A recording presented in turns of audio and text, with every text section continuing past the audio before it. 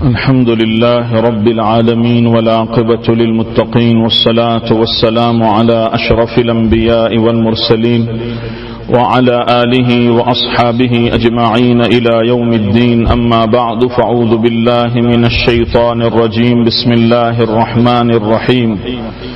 إن الذين جاءوا بالإفك عصبة منكم لا تحسبوه شرا لكم بل هو خير لكم لكل امرئ منهم ما اكتسب من الإثم والذي تولى كبره منهم له عذاب عظيم لولا إذ سمعتموه ظن المؤمنون والمؤمنات بأنفسهم خيرا وقالوا هذا إفك مبين. اللہ تبارک و تعالی ارشاد فرماتے ہیں کہ بلا شبہ وہ لوگ جو تہمت لے کر آئے ہیں وہ ایک چھوٹی سی جماعت ہے تم میں سے. لا تحسبوه شرا لکم، اور اس تہمت کے واقعے کو تم اپنے لیے برا مت سمجھو. بل هو خیر لکم، بلکہ وہ تمہارے لیے بھلا ہے، اس میں خیر ہے. اللہ تبارک و تعالی فرماتے ہیں کہ وہ لوگ جو یہ افک اور تہمت والے واقعے کو اور اس طوفان کو لے کر آئے، یعنی حضرت عائشہ رضی اللہ تعالی عنہا غزوہ بنو المصطلق سے واپس ہوئی، اور چونکہ وہ قافلے سے رہ گئی تھی تو صفوان بن معطل رضی اللہ تعالی عنہ نے ان کو اونٹ پر سوار کیا اور جو ہے قافلے تک لے کر آئے. تو جن لوگوں نے دیکھا، خاص طور پر عبداللہ ابن ابی ابن سلول جو منافقین کا سردار ہے، اس نے اور اس کے ساتھ اس کے چند چیلے اور چمچے تھے، انہوں نے یہ بات دنیا میں پھیلائی اور مدینۃ المنورہ میں پھیلائی. تو اللہ تعالیٰ اس واقعے کو پہلے تو افک سے تعبیر کرتے ہیں. افک کا معنی اگر آپ عربی لغت اور ڈکشنری میں دیکھیں تو آپ کو ملے گا افکن کہتے ہیں جس میں کسی چیز کو لوٹا دیا جائے، کسی چیز کو الٹا کر دیا جائے، یعنی حق کو باطل اور باطل کو حق کر دیا جائے، گنہگار کو بے قصور اور قصوروار کو گنہگار بنا دیا جائے. اس کو کیا کہتے ہیں؟ افک کہتے ہیں. اللہ تعالیٰ نے اس آیت کے شروع میں ہی یہ لفظ لا کر قرآن پاک میں یہ واضح کر دیا کہ یہ منافقین کی سازش تھی اور یہ بنائی ہوئی بات تھی. جو حق تھا اس کو چھپایا گیا اور باطل کو حق بنا کر پیش کر دیا گیا. فاسق کو جو ہے نیک بنا دیا گیا اور نیک کو فاسق بنانے کی کوشش کی گئی. تو اللہ تعالیٰ نے افکن کے ذریعے اس طرف اشارہ کیا. پھر دوسری بات یہ بیان فرمائی کہ عصبۃ منکم، کہ دیکھو یہ جو واقعہ پیش آ گیا حضرت عائشہ پر تہمت کا، اس میں سے تمہیں میں سے چند لوگ تھے. عصبۃ کی تفسیر میں مفسرین نے لکھا ہے کہ عصبۃ یہ 10 سے 40 تک کے عدد کو کہا جاتا ہے، اور بعض مفسرین کے یہاں یہ ہے کہ بھائی 3 سے لے کر 40 تک کی عدد اور وہ جماعت ہو لوگوں کی تو اس پر عصبۃ بولا جاتا ہے. اللہ تعالیٰ اشارہ فرما رہے ہیں کہ دیکھو عامتاً جو مسلمان تھے وہ اس تہمت کے اندر شامل نہیں ہوئے. زیادہ تر لوگ منافقین تھے، اور حضرت مصطح رضی اللہ تعالیٰ عنہ، حضرت حسان رضی اللہ تعالیٰ عنہ، اور اسی طریقے سے حمنہ بنت جہش، یہ 3 مسلمان، 2 مرد اور 1 عورت وہی تھے. اور اس کے علاوہ منافقین جو اپنے آپ کو مسلمان کہتے ہیں، اس لیے اللہ تعالیٰ نے منکم کہا کہ عصبۃ منکم، کہ ایک مختصر جماعت اس گناہ میں شامل تھی، ورنہ جمہور مسلمان جنرل جو لوگ تھے انہوں نے اس میں کوئی حصہ نہیں لیا. اللہ تعالیٰ اس کو فرما رہے ہیں کہ ان الذین جاءوا بالعفک عصبۃ منکم، کہ یہ جو طوفان لے کر آئے ہیں اس میں کچھ لوگ جو ہے مسلمانوں میں سے تھے، اور زیادہ تر لوگ کون تھے؟ منافقین میں سے تھے. اس کے بعد اللہ تعالیٰ فرماتے ہیں کہ لا تحسبوه شرا لکم، کہ دیکھو یہ تہمت کا جو واقعہ پیش آیا حضرت عائشہ رضی اللہ تعالیٰ عنہا پر، تم اس واقعے کو اپنے لیے برا خیال مت کرو. یہ ایک عجیب بات ہے کہ اتنا بڑا حادثہ ہوا اور جو ہے مدینے میں گویا کہ قیامت آ گئی. اللہ کے نبی صلی اللہ تعالی علیہ وسلم 1 مہینے سے زیادہ پریشان رہے، اور حضرت عائشہ رضی اللہ تعالی عنہا اور ان کے گھر والے، ان کے ماں باپ کتنے پریشان رہے، اور اللہ تعالیٰ فرما رہے ہیں لا تحسبوه شرا لکم، کہ دیکھو اس کو تم اپنے لیے برا گمان مت کرو، بل هو خیر لکم، بلکہ اس میں تمہارے لیے خیر ہے۔ یہ عجیب بات ہے، مفسرین نے لکھا ہے کہ اس آیت کا اور اس آیت کے ٹکڑے کا یہ مطلب ہے کہ دیکھو ایک مہینے تک تم پریشان رہے، اور اللہ کے نبی صلی اللہ علیہ وسلم، حضرت عائشہ، ان کے والدین، بڑے بڑے صحابہ، بھائی صحابہ کے لیے کوئی معمولی غم تھا کہ اللہ کے نبی صلی اللہ علیہ وسلم جن کے ساتھ صحابہ کی کیا محبت تھی آپ جانتے ہیں، اور ان کی اہلیہ کے لیے مدینے میں اس طرح بات ہو تو صرف نبی پاک صلی اللہ علیہ وسلم غمگین نہیں تھے، صرف حضرت عائشہ غمگین نہیں تھی، حضرت عائشہ کے والدین غمگین نہیں تھے، بلکہ عامتاً صحابہ کرام کے لیے یہ غم کا جو ہے بہت بڑا موقع تھا۔ تو اللہ تبارک و تعالیٰ فرماتے ہیں کہ ایک مہینے سے زیادہ وقت اتنی پریشانی اور اتنے غم کے حالات میں گزارا اور تم نے اس پر صبر کیا، تو کیا سمجھتے ہو اللہ اس صبر پر تمہیں کچھ نہیں دے گا؟ تو ظاہراً ایک مہینہ تکلیف پہنچی اور تمہیں یہ لگتا ہے کہ یہ بہت برا ہوا ہمارے ساتھ، لیکن اگر تم اس صبر کے ثواب کو دیکھو تو تمہیں یوں لگے گا کہ بھائی اگرچہ ہم ایک مہینہ تکلیف میں رہے لیکن اس کے بعد ملنے والا جو اجر ہے صبر پر وہ بہت بڑا ہے۔ تو اس کو کہتے ہیں بعض مرتبہ انسان کو یوں لگتا ہے کہ بھائی اس کے ساتھ ٹھیک نہیں ہو رہا ہے، عسى ان تحبوا شيئا وهو خير لكم وعسى ان تحبوا شيئا وهو شر لكم۔ قرآن پاک میں ایک جگہ پر اللہ تعالیٰ فرماتے ہیں کہ بعض مرتبہ ہم سمجھتے ہیں کہ کوئی چیز ہمارے لیے بری ہے، حالانکہ اس چیز میں ہمارے لیے اللہ تعالیٰ نے بھلائی رکھی ہے، اور بعض مرتبہ کسی چیز کو ہم بہت اچھا سمجھتے ہیں لیکن بل هو شر لكم، کہ اس میں پھر ہمارے لیے اندرونی طور پر برائی ہوتی ہے۔ تو اللہ تعالیٰ فرماتے ہیں کہ تمہارے اوپر یہ جو پریشانی آئی اور اس پر جو تم نے صبر کیا، اللہ تعالیٰ اس صبر کا بہت بڑا بدلہ دیں گے۔ دوسری بات یہ ہے کہ دیکھو اس صبر پر اللہ تعالیٰ نے جنت میں تمہارے درجات کو بلند کیا۔ ہمیں مصیبت اور پریشانی اور بیماری مانگنی نہیں چاہیے، لیکن اللہ نہ کرے اگر کبھی آ جائیں تو آدمی کو گھبرانا نہیں چاہیے، اس لیے کہ بزرگوں مصیبت اور پریشانی اور بیماری میں صبر پر آدمی کے درجات جنت میں وہ بلند ہوتے ہیں جو عبادت سے آدمی نہیں کر سکتا۔ تو بعض مرتبہ دنیا کی وقتی پریشانی ہوتی ہے اور اس میں اللہ کی مصلحت ہوتی ہے جس کو ہم سمجھتے نہیں ہیں۔ تو ایک بات تو یہ ہو گئی کہ پریشانی پر صبر کیا، اور اس صبر پر صحابہ کے، اللہ کے نبی کے، حضرت عائشہ رضی اللہ تعالی عنہا کے، ان کے گھر والوں کے، سب کے درجات اللہ بلند کریں گے اور صبر کا بدلہ دیں گے۔ دوسری بات یہ ہے کہ دیکھو حضرت عائشہ رضی اللہ تعالی عنہا کی تہمت کا واقعہ پیش آیا، تو اس سے ایک فائدہ یہ ہوا کہ بھائی اس سے اللہ تعالیٰ اسلامی قانون کو نافذ کر رہے ہیں، دنیا میں قانون سازی کے لیے ایک ایکسکیوز اور بہانہ بنا۔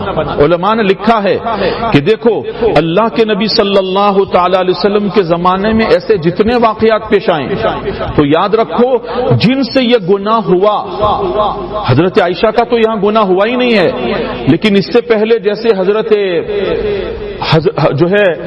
حضرت ہلال بن امیہ اور اسی طریقے سے دوسرے صحابی رضی اللہ تعالیٰ عنہ نے اپنی آنکھوں سے اپنی گھر والی کو کسی اجنبی مرد کے ساتھ دیکھا بدکاری کرتے ہوئے، تو دیکھو یہ جو واقعات تھے احادیث مبارکہ میں وہ تکوینی طور پر کروائے گئے۔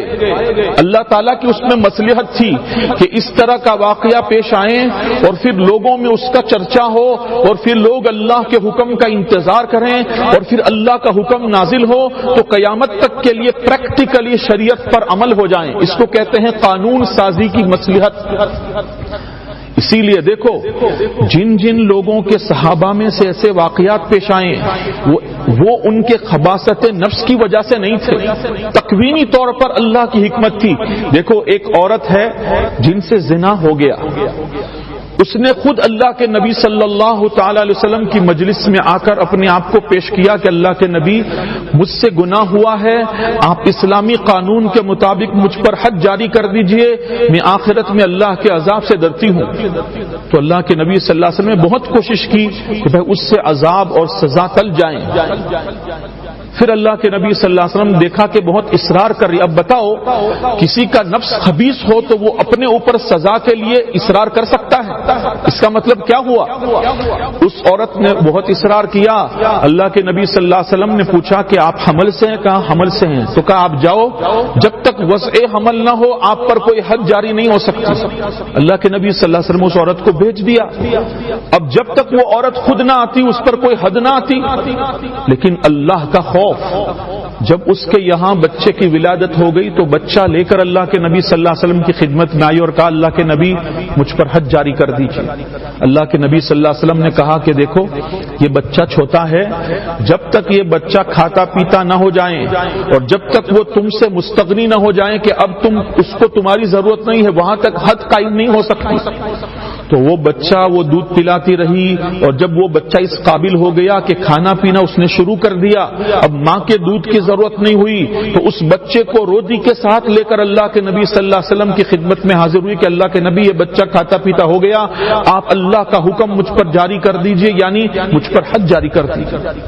اللہ کے نبی صلی اللہ علیہ وسلم نے جب سارے ثبوت اور پروف ہو گیا تو اس پر حد جاری کیا اور پھر اللہ کے نبی صلی اللہ تعالی علیہ وسلم نے فرمایا اس عورت نے اپنے گناہ سے ایسی توبہ کی ہے کہ اگر پورے مدینہ والوں پر اس کو تقسیم کر دیا جائیں تو مدینہ کے سارے لوگوں کا گناہ معاف ہو جائے. تو اس سے کیا معلوم ہوا کہ بھئی یہ خباثت نفس کی وجہ سے نہیں تھا, اللہ تبارک و تعالی اپنی شریعت دنیا میں نافذ کرنا چاہتے تھے, اس لیے اس قسم کے واقعات پیش آتے تھے. تو لا تحسبوه شرا لکم کہ تم اس کے لیے اس واقعے کو اپنے لیے برا مت سمجھو, بل هو خیر لکم اس میں تمہارے لیے خیر ہے. تو ایک تو میں نے جیسا بتایا کہ صبر پر ان کو اجر ملے گا, دوسرے نمبر پر قانون سازی پریکٹیکلی ہو گئی کہ بھائی جو لوگ حضرت عائشہ رضی اللہ تعالی عنہا پر تہمت لگانے میں شامل تھے, جب حضرت عائشہ کی براءت ثابت ہو گئی تو ان سب کو لوگوں کے سامنے تہمت کی سزا یعنی 80 کوڑے مارے گئے. یہ قانون نافذ ہو گیا. تیسری مصلحت اور تیسری بات اس واقعے میں خیر کی یہ ہے جو مفسرین نے لکھی ہے کہ دیکھو اگر حضرت عائشہ رضی اللہ تعالی عنہا پر تہمت نہ لگتی اور یہ طوفان برپا نہ ہوتا تو حضرت عائشہ رضی اللہ تعالی عنہا کے متعلق قرآن میں جو یہ آیتیں اتری ہے وہ تو نہ اترتی, اور حضرت عائشہ رضی اللہ تعالی عنہا کا جو مقام قیامت تک قرآن میں پڑھا جائے گا وہ تو نہ آتا. اللہ تعالیٰ نے حضرت عائشہ رضی اللہ تعالی عنہا کے متعلق اتنی ساری آیتیں اتار کر ان کے درجے کو بلند کر دیا. ایک مہینہ اگرچہ پریشان رہی لیکن اب قیامت تک کے لیے ان کا ذکر خیر قرآن میں آیا, وہ ایک مہینے کی تکلیف سے بڑی چیز ہے. اللہ تعالیٰ فرما رہے ہیں کہ لا تحسبوه شرا لکم کہ اس کو برا مت سمجھو, بل هو خیر لکم بلکہ تمہارے لیے اس میں بھلائی ہے کہ ایک مہینے کی پریشانی اور اس کے بعد قرآن جیسی مقدس کتاب قیامت تک پڑھی جائے گی اور اس کتاب میں عائشہ کی عفت اور پاک دامنی کو لوگ پڑھتے رہیں گے, وہ ایک مہینے کی پریشانی سے بہت بڑی چیز ہے. اور اس کے مقابلے میں عبداللہ ابن ابی ابن سلول جس نے تہمت لگائی, کہا یہ تہمت لگانے والا ہمیشہ کے لیے ذلیل ہوا, اس پر تہمت کی سزا اور حد بھی قائم کی گئی لوگوں کے سامنے اور ہمیشہ کے لیے وہ منافق بن کر زندہ رہا. اس کو ہدایت نہیں ملی اور وہ منافق بن کر مرا. اور قیامت میں اللہ تبارک و تعالی منافقین کو ان المنافقین فی الدرک الاسفل من النار, جہنم کے سب سے نچلے طبقے میں اور سب سے گہرائی میں کون لوگ ہوں گے؟ منافقین ہوں گے. تو اللہ تعالیٰ فرماتے ہیں لا تحسبوه شرا لکم کہ تھوڑی دیر کی یہ پریشانی تھی تم اس کو اپنے لیے برا مت سمجھو, بل هو خیر لکم بلکہ تمہارے لیے اس میں بھلائی ہے. لکل امرئ منہم مکتسب من الاثم, اللہ تعالیٰ فی فرما رہے ہیں کہ اس طوفان میں اور اس تہمت لگانے میں جس نے جس درجے کا حصہ لیا اس کو اس حساب سے گناہ ملے گا. لکل امرئ منہم ان میں سے ہر ایک کے لیے اتنا گناہ ہے جتنا اس نے اندر کمایا ہے. کیا مطلب کہ دیکھو ایک تو تہمت لگی تو اس میں تہمت گھڑنے والے, تہمت بنانے والے عبداللہ ابن ابی ابن سلول یہ اس کا مین ہیرو ہے. جس نے یہ تہمت گھڑی اور بنائی. دوسرے نمبر پر کچھ لوگ ایسے تھے جنہوں نے اس تہمت کو سنا اور پھر سچا سمجھ کر لوگوں میں اس کو وائرل کیا. یہ دوسرے نمبر کے گنہگار. تیسرے نمبر کے گنہگار جنہوں نے یہ بات سنی اور اپنی زبان سے کچھ نہیں کہا لیکن دل میں یہ خیال کیا کہ حضرت عائشہ نے ایسا کیا ہوگا. یہ تیسرے نمبر کے گنہگار. پہلے نمبر کے تو تہمت گھڑنے والے، دوسرے اس تہمت کی بات سن کر اس کو دنیا میں پھیلانے والے، اور اس کے بعد وہ لوگ جنہوں نے یہ بات سنی کہ حضرت عائشہ نے ایسا ایسا نعوذ باللہ کیا ہے تو انہوں نے اپنی زبان سے سننے کے بعد کچھ نہیں کہا لیکن دل میں حضرت عائشہ کے متعلق یہ سوچا کہ ہاں عائشہ نے ایسا کیا ہوگا. اور ایک اور طبقہ کہ جنہوں نے یہ تہمت کی بات سنی، دل میں برا بھی نہیں سمجھا لیکن خاموش رہے، کچھ نہیں کہا. وہ بھی ایک درجے کے گنہگار کہ ان کو فوراً یہ کہنا چاہیے تھا کہ بھائی ہم اس بات کو ٹھیک نہیں مانتے، حضرت عائشہ بہت پاک دامن ہے. تو اللہ تعالیٰ فرما رہے ہیں کہ یہ تہمت میں جس نے جس درجے کا حصہ لیا اس کا اس درجے کا قصور اللہ کے یہاں لکھا جائے گا. لِكُلِّ امْرِئٍ مِّنْهُمْ مَا اكْتَسَبَ مِنَ الْإِثْمِ، کہ جس نے اس میں جس درجے کا گناہ کیا ہے اس کو اس درجے کا وبال اور اس کا اتنا گناہ لکھا جائے گا. اسی لیے علماء نے لکھا ہے کہ اگر ہمارے معاشرے اور سوسائٹی میں اس طرح کی بات ہو جائیں تو سب سے پہلا مسئلہ تو یہ ہے کہ یہ اسلامی حکومت اور عدالت نہیں ہے یہاں، لہذا ہمیں اس بات کو لوگوں میں وائرل نہیں کرنا چاہیے. جہاں تک ہو سکے اس کو اندر اندر صاف کر لینا چاہیے. اس قسم کی باتیں معاشرے اور سوسائٹی میں پھیلانا یہ بہت بڑا گناہ ہے. اور اللہ تبارک و تعالی اس طوفان کے متعلق فرماتے ہیں کہ اس گناہ میں جس نے جتنا حصہ لیا اس پر اس کا اتنا وبال آئے گا. پھر اللہ تعالیٰ فرماتے ہیں والذی تولی کبرہ منہم لہ عذاب عظیم، کہ وہ آدمی جو ان میں سے اس بڑے گناہ کو اپنے اوپر اٹھانے والا ہے، جس نے سب سے زیادہ حصہ لیا ہے، تو اس کو عذاب عظیم، بہت بڑا عذاب اللہ کے یہاں ہونے والا ہے. اس سے مراد کون ہے؟ عبداللہ ابن ابی ابن سلول، جو اس طوفان کا سب سے بڑا ہیرو، جس نے سب سے بڑا گناہ اور سب سے بڑی ذمہ داری اپنے اوپر لی تھی. اللہ تعالیٰ فرماتے ہیں والذی تولی کبرہ منہم، کہ ان میں سے جس آدمی نے اس گناہ کے متعلق بڑی ذمہ داری اٹھائی تھی، لہو عذاب عظیم، اللہ تعالیٰ نے اس کے لیے بہت بڑا عذاب تیار کر رکھا ہے. تو یاد رکھو معاشرے میں جب اس قسم کا مسئلہ ہو تو یہ نہیں کہ بھئی جس نے یہ بات بنائی اسی کو گناہ ہوگا، اس کے بعد جتنے لوگ جتنا حصہ لیں گے اس کے مطابق ان کو گناہ ملے گا. پھر اللہ تبارک و تعالیٰ فرماتے ہیں لولا اذ سمعتموه ظن المؤمنون والمؤمنات بانفسهم خیرا، کہ ان لوگوں نے ایسا کیوں نہیں کہا جب انہوں نے یہ بات سنی. بھائی جب پہل کسی مسلمان کے پاس اس قسم کی بات آئی کہ حضرت عائشہ رضی اللہ تعالی عنہا اور صفوان بن معطل رضی اللہ تعالی عنہ ان کے درمیان نعوذ باللہ اس طرح کی بات ہوئی ہے، تو پہلے ہی جب یہ کان میں پڑا لولا اذ سمعتموه، جب ان لوگوں نے اس بات کو سنا تو کیوں ایسا نہیں کیا کہ ظن المؤمنون والمؤمنات، کہ مومن مردوں اور مومن عورتوں کے متعلق حسن ظن کیوں نہیں قائم کیا کہ بھائی ہم تو اس کے متعلق اچھا گمان رکھتے ہیں، حضرت عائشہ یہ نہیں کر سکتی.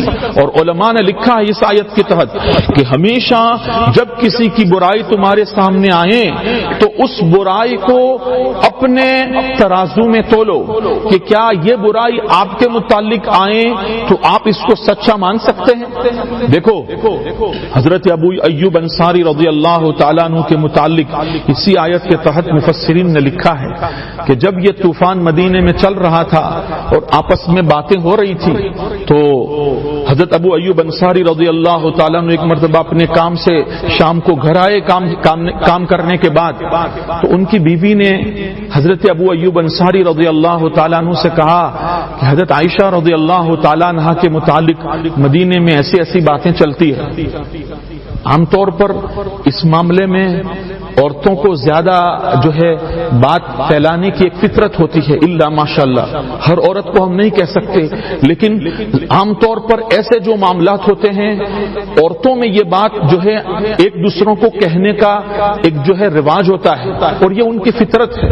دیکھو حضرت ابو ایوب انصاری رضی اللہ تعالیٰ عنہ نے جب اپنی بیوی سے یہ بات سنی تو فوراً کہا کہ میں اس بات کو نہیں مانتا، اور پھر اپنی بیوی کو سمجھایا کہ کیا آپ ایسا کام کر سکتی ہو؟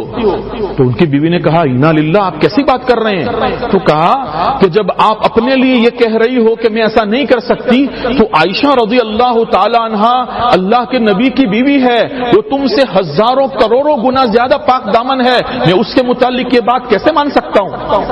تو یہ کہ بھائی اگر ہماری مجلس میں اس طرح کی کوئی بہتان اور تہمت کی بات ہو تو خاموش رہنے والا بھی گنہگار ہے، اس کے لیے ضروری ہے، شریعت کا مسئلہ ہے کہ بھائی جہاں تک ہم جانتے ہیں وہ آدمی اچھا ہے، اپنے آپ کو چھڑا لے، اور اگر کسی کی بات تم تک پہنچے جب تک اس کا پکا علم تمہارے پاس نہ ہو تو اس کو کسی کو مت بتاؤ، اور اگر پکا علم ہو اور ثابت بھی ہو پھر بھی ضرورت نہ ہو تو دوسرے کو بتانے کی کیا ضرورت ہے؟ اگر آج تم دنیا میں کسی کے عیب پر ہم پردہ ڈالیں گے، قیامت میں اللہ ہمارے قصور اور عیوب پر پردہ ڈالیں گے۔ لیکن ہمارے معاشرے میں دیکھو حضرت یوسف علیہ السلام پر تہمت لگی تھی، آپ جانتے ہیں یوسف علیہ السلام کو کمروں کے اندر بند کر دیا گیا، وغلقت الابواب، قرآن کہتا ہے غلق یغلق تغلیقا کے معنی آتے ہیں لاک کرنا، دروازے پر لاک کرنا ہو تو اس کو تغلیق بولتے ہیں عربی میں۔ تو وہ زلیخا اور عزیز مصر کی بیوی تھی، اس نے وغلقت الابواب، سارے دروازے بند، اور پھر حضرت یوسف کو کہا ہی تلک، کہ آپ میری طرف آئیے۔ اب وہاں کون ہے؟ صرف یوسف علیہ السلام ہے اور زلیخا ہے۔ یوسف علیہ السلام وہاں سے بھاگے اور اللہ تعالیٰ نے دروازے کھول دیے اپنی قدرت سے، اور جب مین گیٹ پر پہنچے تو عزیز مصر کو پایا۔ تو کیا کیا یوسف علیہ السلام پر پوری تہمت۔ زلیخا پیچھے بھاگ رہی ہے یوسف کو پکڑنے کے لیے، اور جب اپنے شوہر کو دیکھا تو پوچھا کہ آپ کے گھر والوں کے ساتھ کوئی بدکاری کا ارادہ کریں تو اس کی کیا سزا ہے؟ پورا معاملہ الٹا دیا۔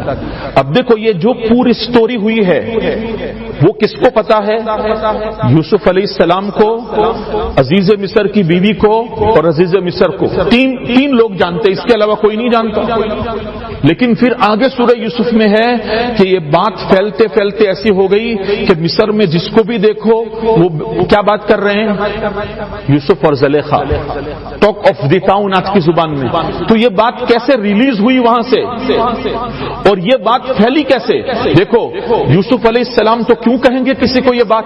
وہ تو اللہ کے پیغمبر ہیں، اور زلیخا اپنی بات کہہ نہیں سکتی کہ بھائی میں نے ایسا ایسا کیا ہے، اور عزیز مصر بھائی وہ اپنے پیٹ کی چادر کیوں ہٹائے گا؟ اس کی بیوی کی بات ہے تو وہ تو کسی کو نہیں کہے گا۔ تو یہ بات پھیلی کیسے؟ مفسرین نے وہاں باقاعدہ اس کی بحث کی ہے، تو کہا کہ کیا ہوا کہ بھائی یوسف علیہ السلام رہ رہے تھے اور زلیخا بھی رہ رہی تھی، ایک ہی جگہ پر رہ رہے تھے، اور زلیخا کی جو نیت خراب تھی اور اس کے جو ناز نخرے تھے وہاں کام کرنے والی جو عورتیں ہوتی تھی نا محل میں وہ دیکھ رہی تھی۔ تو جب انہوں نے یہ باتیں چلا دی کہ بھئی یوسف اور زلیخا کے درمیان اس طرح کا معاملہ ہے، ایک کام کرنے والی نے ایک عورت کو کہا، تو فرسٹ نے سیکنڈ کو کہا، سیکنڈ نے تھرڈ کو کہا، اور آج کی زبان نے تھرڈ نے ولد کو کہا۔ اس طرح بات پھیلتی ہے۔ تو شریعت ہمیں یہ کہتی ہے کہ جب تمہارے کان میں کوئی بات آئے تو پہلے تو ایک بات یاد رکھو کہ بات سن کر کسی کے بارے میں غلط فہمی اور بدگمانی کا شکار مت بنو، جیسے حضرت ابو ایوب انصاری نے کیا کہ بھائی میں اس بات کو نہیں مانتا۔ اللہ تعالیٰ یہاں فرما رہے ہیں لولا اذ سمعتم سمعتموه ظن المؤمنون والمؤمنات بانفسهم خیرا، کہ بھائی مومن مردوں اور عورتوں نے جب یہ بات سنی تو اپنے ہی لوگوں کے متعلق بھلا گمان کیوں نہیں کیا، اچھا گمان کیوں نہیں کیا؟ اللہ تبارک و تعالی نے اس آیت میں نے شروع میں کہا تھا کہ سورۃ النور کا ایک موضوع اور مقصد ہے اصلاح معاشرہ۔ جب آپس میں ایک دوسرے کے متعلق اچھا گمان ہوگا تو وہ معاشرہ اور سوسائٹی اچھی رہے گی۔ یہ جان ہے کہ بھائی آپس میں ایک دوسرے کے لیے اچھا گمان رکھو۔ ظن المؤمنون خیرا، ظنوا بالمؤمنین خیرا، کہ بھائی مومنین کے ساتھ اچھا گمان رکھو۔ کبھی حدیث میں فرمایا حسن الظن من حسن العبادہ، کہ اچھا گمان رکھنا یہ اچھی عبادتوں میں سے ہے۔ بزرگوں یاد رکھو ہمیشہ زندگی میں کسی مسلمان مرد اور عورت کے لیے نیک گمان رکھنا یہ ہمیں شریعت کی تعلیم ہے، اور اگر کوئی برا ہے اور ہم اس کے لیے نیک گمان رکھ رہے ہیں تو قیامت میں ہمارے نیک گمان کے لیے کوئی دلیل نہیں مانگی جائے گی۔ ایسا نہیں ہوگا کہ ہم نے کسی کو نیک سمجھا ہے تو اللہ تعالیٰ کہیں گے کہ بھائی پروف کرو آپ کیسے نیک سمجھتے تھے۔ نہیں، اس لیے کہ یہ تو ہمیں تعلیم ہے کہ بھائی مسلمان آپس میں ایک دوسرے کے لیے اچھا گمان رکھیں، لیکن نعوذ باللہ اگر ہم کسی کے بارے میں بدگمانی کے شکار ہیں اور کسی کے بارے میں برا گمان رکھتے ہیں تو قیامت میں ہمیں اس کو پروف کرنا پڑے گا۔ تو اب کون سی چیز آسان ہے؟ نیک گمان رکھو، اپنی زندگی اور اپنے کام سے کام رکھو، دوسرے مسلمانوں کے لیے اچھا گمان رکھو۔ اگر کوئی کچھ کر رہا ہے تو ہم سے اللہ تعالیٰ کے یہاں نہیں پوچھا جائے گا، لیکن اگر ہم نے بدگمانی کی تو ہمیں اس کو ثابت کرنا ہوگا۔ تو اللہ تعالیٰ یہاں بہت ہی جر کی بات فرما رہے ہیں اصلاح معاشرہ کے لیے کہ اپنے سوسائٹی اور سماج کو ٹھیک رکھنا چاہتے ہو تو ہمیشہ ہر مسلمان مرد اور عورت کے لیے آپس میں ایک دوسرے کیا رکھیں؟ اچھا گمان رکھیں، بدگمانی سے بچیں۔ سورہ حجرات میں پہلے آپ نے سنا ہے یا ایھا الذین آمنوا اجتنبوا کثیرا من الظن، کہ بہت زیادہ گمان کرنے سے بچو۔ بعض لوگ ہوتے ہیں نا تھوڑی تھوڑی بات میں کسی کے متعلق خیال قائم کرتے ہیں اور اس خیال پر پوری تعمیر عمارت بناتے ہیں۔ بھائی ہمیں کیا ضرورت ہے؟ ہم ہر مسلمان کے لیے اچھا گمان رکھیں۔ ظنوا بالمؤمنین خیرا، اللہ کے نبی صلی اللہ علیہ وسلم نے فرمایا کہ اگر کسی آدمی کے متعلق تمہارے پاس 99 برائیاں پہنچے اور ایک خوبی پہنچے تو تمہیں چاہیے کہ اس آدمی کا جو ہے نظریہ اور اس کے بارے میں اس ایک خوبی سے آپ اپنے دماغ میں ایک خیال قائم کرو۔ اس کی 99 برائیوں کو دیکھ کر جو ہے اس کو برا سمجھنا یہ اچھی بات نہیں ہے۔ ہم کیا کرتے ہیں؟ ایک آدمی کے اندر 99 خوبیاں ہو اور ایک برائی ہو تو ہم کیا کرتے ہیں؟ وہ ساری خوبیاں ایک طرف، اور ایک برائی ہے اسی سے ہم اس کے لیے ہمیشہ بدگمان پھرتے رہتے ہیں۔ ہمیں کیا ضرورت ہے؟ ہر مسلمان کے بارے میں اچھا گمان رکھو۔ تو یہاں فرما رہے ہیں لولا اذ سمعتموه ظن المؤمنون والمؤمنات بانفسهم خیرا، کہ بھائی اپنے ہی مومن بھائیوں اور عورتوں کے لیے اچھا گمان کیوں نہیں رکھا، اور یہ نہیں کہا، کیوں نہیں کہا کہ ھذا افک مبین، کہ یہ حضرت عائشہ پر کھلی تہمت ہے، یہ کہنا چاہیے تھا۔ اور اس آیت میں ایک انداز دیکھو، ظن المؤمنون والمؤمنات بانفسهم، نفس کا لفظ لائے ہیں کہ اپنے ہی بھائی اور بہنوں کے متعلق اچھا گمان کیوں نہیں رکھا؟ علماء نے لکھا ہے کہ دیکھو اللہ تعالیٰ نے مسلمان کو آپس میں بھائی بھائی بنایا ہے، لہذا کسی ایک آدمی کی ذلت یہ پورے مسلمانوں کی ذلت ہے، کسی ایک مسلمان پر تہمت یہ پورے اسلامی معاشرے پر تہمت ہے۔ اسی لیے دیکھو لا تقتلوا انفسکم، قرآن میں کہا کہ تم آپ جو ہے اپنی جانوں کو قتل نہ کرو۔ کیا مطلب ہے کہ بھئی دیکھو مسلمان میں سے اگر ایک آدمی کا قتل ہوا تو وہ سارے معاشرے کا قتل ہے، مسلمانوں کی جماعت میں ایک مسلمان ذلیل ہوا تو یہ سارے مسلمانوں کی ذلت ہے۔ اس لیے کہ اللہ تعالیٰ نے انما المؤمنون اخوہ، آپس میں بھائی بھائی ہیں، آپس میں ہمارا رشتہ ہے، تو اگر میں کسی مسلمان کو ذلیل کروں تو یوں سمجھو کہ میں نے اپنے آپ کو ذلیل کیا۔ اللہ تعالیٰ یہاں فرما رہے ہیں کہ ظن المؤمنون والمؤمنات بانفسہم، کہ اپنے ہی مومن اور مومن مردوں اور عورتیں جو اس کے بھائی بہن ہیں اس کے متعلق اچھا گمان رکھتے، اور جیسے ہی ان کے کانوں میں یہ بات پڑتی تو کہنا تھا وقالوا ھذا افک مبین، کہ یہ تو جھوٹی، یہ تو کھلی ہوئی تہمت ہے۔ لولا جاءوا علیہ باربعۃ شہداء، اللہ تعالیٰ فرماتے ہیں کہ جنہوں نے حضرت عائشہ کے متعلق یہ بات پھیلائی، کیوں وہ 4 گواہ لے کر نہیں آئے؟ بھائی اسلام کا قانون ہے کہ اگر کوئی زنا ثابت کرنا چاہے تو عدالت میں آئے 4 گواہوں کے ساتھ، جیسے پہلے بیان کیا گیا کہ والذین یرمون المحصنات ثم لم یأتوا باربعۃ شہداء، کہ اگر کوئی عفیفہ اور پاک دامن عورت پر تہمت لگائیں تو اس کے لیے ضروری ہے کہ وہ 4 گواہ لائیں، اگر نہیں لائے گا تو اس پر تہمت کی سزا لگے گی۔ تو اگر وہ سچے ہیں، اللہ تعالیٰ فرماتے ہیں لولا جاءوا علیہ باربعۃ شہداء، کہ 4 گواہ لے کر کیوں نہیں آئے؟ فاذ لم یأتوا، اگر وہ 4 گواہ نہیں لا سکتے تو سمجھ لو فاذ لم یأتوا بالشہداء فاولئک عند اللہ هم الکاذبون، کہ اگر وہ 4 گواہ نہیں لا سکتے اور نہیں لا سکے تو اس کا مطلب کہ وہی لوگ جھوٹے ہیں، وہی لوگ جھوٹے ہیں۔ پھر اللہ تعالیٰ آج کی آخری آیت میں فرما رہے ہیں ولولا فضل اللہ علیکم ورحمتہ فی الدنیا والآخرہ، اگر اللہ کا فضل اور اس کی رحمت تمہارے اوپر دنیا اور آخرت میں نہ ہوتی، لمسکم فیما افضتم فیہ عذاب عظیم، تو جس بات میں تم پڑ گئے تھے اس میں تم پر اللہ کا بہت بڑا عذاب نازل ہو جاتا۔ اللہ تعالیٰ نے استثناء کر دیا کن لوگوں کا؟ جو اپنے بھولے پن کی وجہ سے مسلمان تھے، منافقین کی باتوں میں آ گئے تھے، اللہ تعالیٰ نے ان کو استثناء کر دیا کہ بھائی زنا کی تہمت کی سزا لگ گئی، اب منافقین کو آخرت میں عذاب ملے گا۔ مسلمانوں نے چونکہ اپنے اس گناہ سے توبہ کر لی تو اللہ تعالیٰ رحیم ہے، معاف کرنے والے ہیں، لہذا ان کو آخرت میں کوئی عذاب، اگر اللہ تعالیٰ کی رحمت اور فضل نہ ہوتا تو ان لوگوں کو بھی قیامت میں اس تہمت کی وجہ سے بہت بڑا عذاب ان پر نازل ہوتا اور بہت بڑے عذاب کے شکار ہوتے۔ اور بعض مفسرین نے کہا کہ اگر اللہ کے نبی صلی اللہ تعالی علیہ وسلم کی ذات موجود نہ ہوتی اور مسلمانوں نے اس قسم کے طوفان میں حصہ لیا تو دنیا میں ان مسلمانوں پر اللہ کا عذاب آ جاتا۔ تو اللہ تعالیٰ فرماتے ہیں ولولا فضل اللہ علیکم ورحمتہ فی الدنیا والآخرہ، کہ دنیا آخرت میں تم اللہ کے فضل اور اس کی رحمت پر جی رہے ہو، ورنہ جس طوفان میں تم پڑ گئے تھے اس کی وجہ سے تو بہت بڑا عذاب نازل ہو جاتا۔ یہ آیتیں ہیں جو اللہ تعالیٰ نے حضرت عائشہ رضی اللہ تعالیٰ عنہ کی برات میں نازل فرمائی، آگے بھی اس کا بیان ہے، اللہ تعالیٰ عمل کی توفیق۔